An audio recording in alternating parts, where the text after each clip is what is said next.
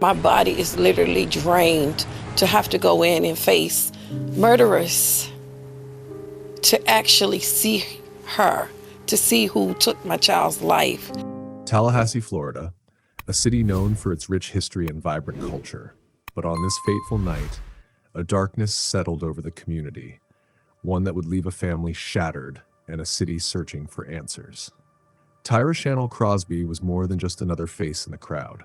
She was a daughter, a sister, a friend, a young woman with dreams that were tragically cut short. But in December 2021, those dreams came to an abrupt end. She walked into that house expecting nothing more than a good time, but what she didn't know was that she had just stepped into a deadly trap. By the time the sun rose, 25-year-old Tyra Shannel Crosby lay lifeless on the floor, her final moments captured in a chilling voicemail. What really happened that night? And how did one woman's rage turn into a brutal act of violence? When officers arrived at the scene, what they found was nothing short of chilling.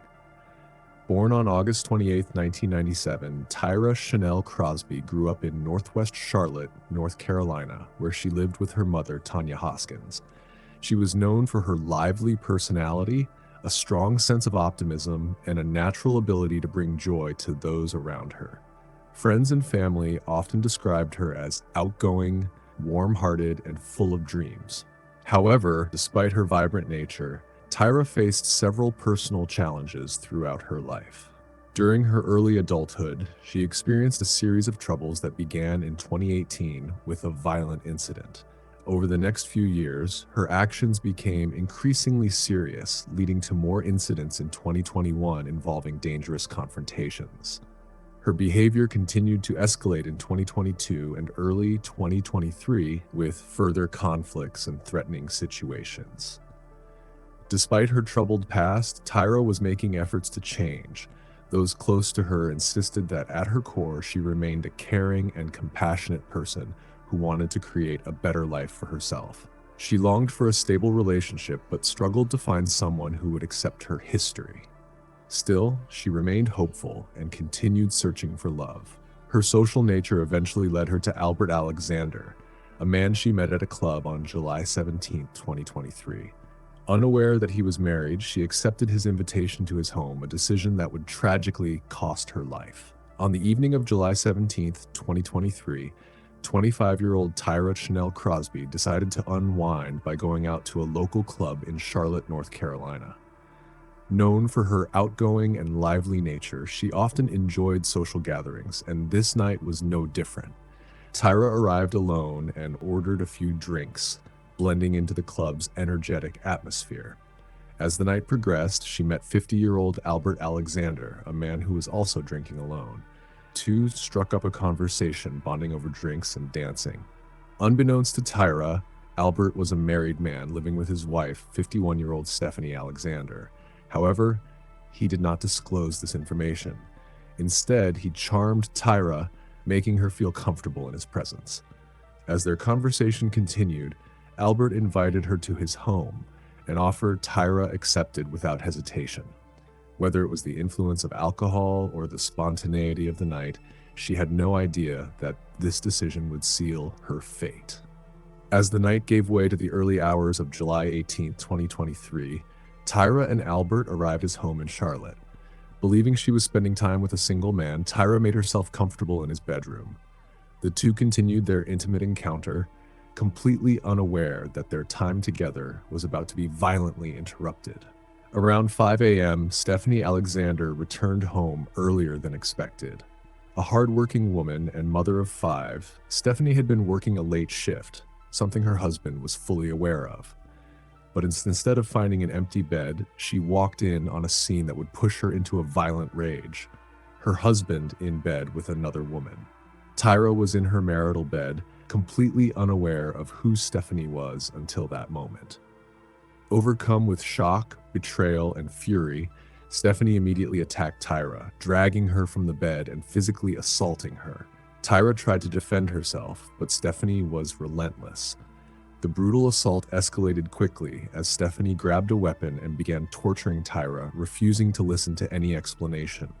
Tyra attempted to call her mother, Tanya Hoskins, in a desperate plea for help, but the call tragically went to voicemail. That voicemail would later provide chilling evidence of Tyra's final moments. At approximately 5:21 a.m., after what seemed like an agonizingly long period of torment, Stephanie Alexander pulled out a gun and shot Tyra. The exact number of gunshot wounds was not immediately released, but the scene revealed clear signs of torture before the final fatal shot. Realizing what she had done, Stephanie called 911. 911, do you need police, fire, or medic? I need police. Somebody just been shot in my house. I came home and I had a woman in my house, and I pulled out my gun and I shot, and she's not moving. During the emergency call, she sounded shaken and panicked, telling the dispatcher that she had just shot a woman she found inside her home. How old is she? I have no idea. I don't even know the woman. She's inside my house in the hallway on the floor. Is she flat on her back? No, she's on her stomach. I can try to move her on her back. My husband told me don't touch her. Oh God, what did I do? When asked if Tyra was still alive, she admitted she wasn't moving. The operator asked if she had tried to administer aid, but Stephanie stated that her husband told her not to touch the body. Throughout the call, she seemed to be processing the gravity of her actions, repeatedly exclaiming, "Oh God, what did I do?" 6 a.m., police arrive at the scene. Shortly after the 911 call, officers from the Charlotte-Mecklenburg Police Department, CMPD, arrived at the Alexander residence. Stephanie met them at the door and led them to Tyra's lifeless body. Authorities immediately noted that the crime scene was gruesome, with clear evidence that Tyra had suffered prolonged violence before being shot. The officers began processing the scene while taking Stephanie into custody for questioning. Albert Alexander, the man at the center of it all, was also questioned. Following Stephanie Alexander's arrest, the legal battle for justice in Tyra Shannel Crosby's murder began. Initially charged with voluntary manslaughter, Stephanie was taken into custody but was released on July 18, 2023, the same day of her arrest, after posting a $250,000 bond. This swift release sparked public outrage, particularly from Tyra's mother, Tanya Hoskins, who was determined to ensure her daughter's death was not overlooked. She murdered my daughter at 5 a.m. and she was out at 8 p.m. So that means that human life means nothing anymore. As the investigation unfolded, critical new evidence surfaced that changed the course of the case. The voicemail left on Tyra's mother's phone, recorded during the attack, contained audio of her desperate cries for help, revealing that she had suffered prolonged assault and torture before being shot. On August 3, 2023, the Mecklenburg County Grand Jury reviewed the evidence and decided to upgrade the charge against Stephanie Alexander to second-degree murder, replacing the initial voluntary manslaughter charge. The new charge carried a much harsher penalty, reflecting the severity of the crime. Meanwhile, Albert Alexander, Tyra's lover, and the cause of the deadly altercation faced no legal consequences, leaving many questioning the justice system's decision to prosecute only Stephanie. The Crosby family, particularly Tyra's mother, Tanya Hoskins, made it clear they would not rest until they saw true justice for Tyra. Man invited her there. She didn't break and enter. She didn't just come unannounced. I can't see how she would take an innocent child's life instead of allowing her to leave her home. Because at that point, the man brought her there. Tanya strongly believed that her daughter had been set up and deliberately murdered, arguing that Stephanie's actions were not just a crime of passion, but a premeditated act. She urged prosecutors to consider first-degree murder charges, citing the torture Tyra endured before being shot. A wave of community support followed, with many sympathizing with Tyra's tragic fate. The incident sparked debates on domestic violence, betrayal, and accountability, raising questions about why Albert faced no punishment despite orchestrating the events that led to Tyra's death. Many in the community believed that Stephanie's actions, though violent, were triggered by her husband's infidelity and deceit, which some argued should not be overlooked. The case also brought renewed attention to women's rights and self-defense claims in cases of domestic disputes. Some believe that Stephanie's reaction, though extreme, stemmed from years of betrayal, while others emphasized that violence is never the answer, calling for a fair and unbiased trial. On July 24, 2023, just days after her tragic death, Tyra was laid to rest at Greater Temple Baptist Church in Charlotte, North Carolina. Her funeral service was attended by family, friends, and members of the community who came together to honor her memory and seek solace in each other's support. During the service, those who knew Tyra shared heartfelt memories about her vibrant personality, kindness, and dreams for the future.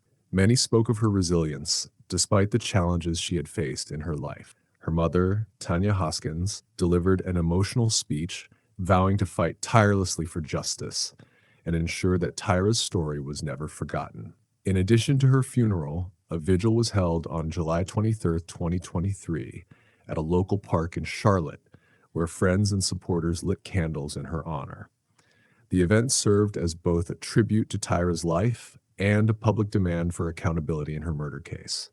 With Stephanie Alexander now facing a second-degree murder charge, legal experts speculated about possible outcomes. Unlike voluntary manslaughter, which implies a crime of passion, second-degree murder suggests a reckless disregard for human life, carrying a more severe sentence if convicted. Prosecutors built their case around the voicemail evidence, proving that Tyra was tortured before being killed. They argued that Stephanie had ample time to reconsider her actions and that her level of violence exceeded self-defense. Meanwhile, Stephanie's defense attorneys pushed for leniency, portraying her as a woman pushed to the brink after years of deception and betrayal.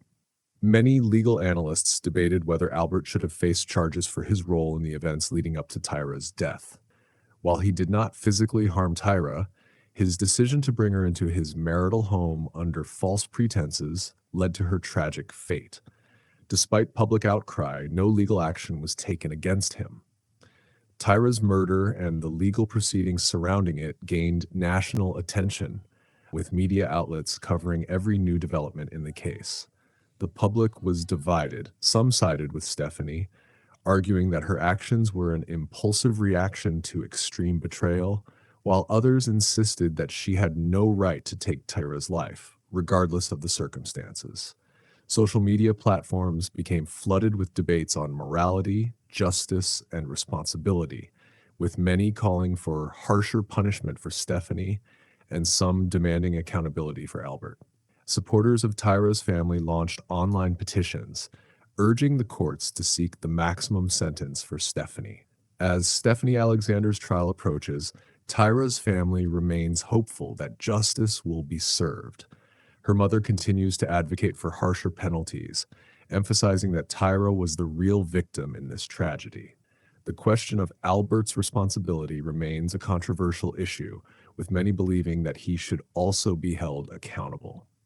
Regardless of the final verdict, Tyra Shannel Crosby's story serves as a tragic reminder of how betrayal, deception, and unchecked rage can lead to irreversible consequences.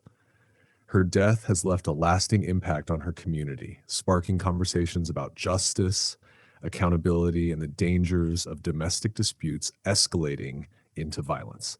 For now, her loved ones continue to mourn, fight for justice, and keep her memory alive, hoping that her death will not be in vain.